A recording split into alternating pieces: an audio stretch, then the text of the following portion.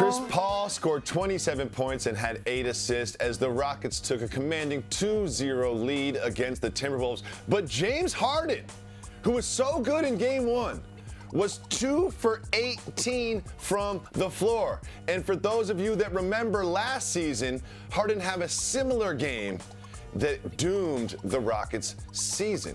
Jalen Rose, can the Rockets make the run that we all expect them to make with performances like this from James Harden? Yes, and here's why. Oh. Great basketball teams, and this one became that in the regular season, taking the #1 overall best record, can play multiple ways, multiple styles in order to advance. We saw a Houston Rockets team win yesterday when James Harden, the league's MVP, in my vote, didn't play well, as you acknowledged. How about Chris Paul? That's why you bring him to town. Mm-hmm. He was terrific in isolation, one-on-one situation, breaking down his man. And did you see that finger roll, like curve when he went to the bucket? I loved it. And threw that thing up there? It had ice shingles on it when it fell down.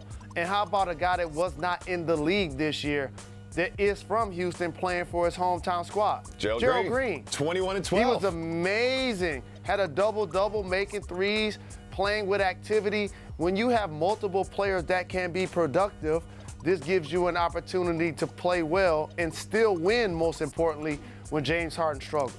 Here's the thing that everyone has noticed, and it's impossible not to notice.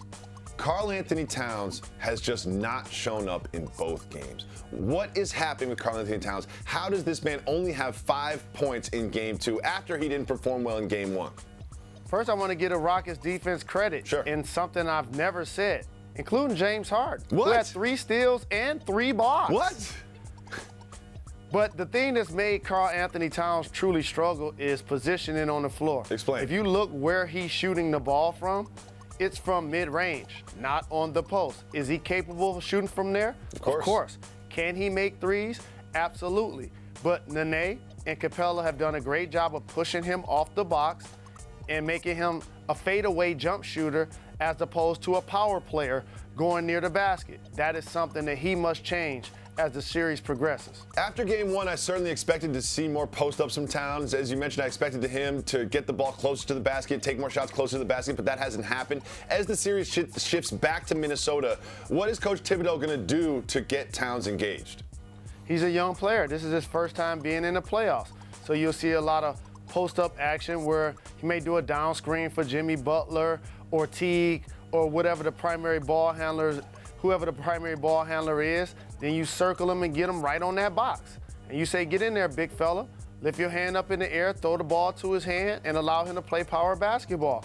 Then when he gets himself going towards the hoop, instead of fading away, maybe you get some free throws, maybe you get some layups. Then all of a sudden, you feel better about your offensive game because he's truly struggled so far.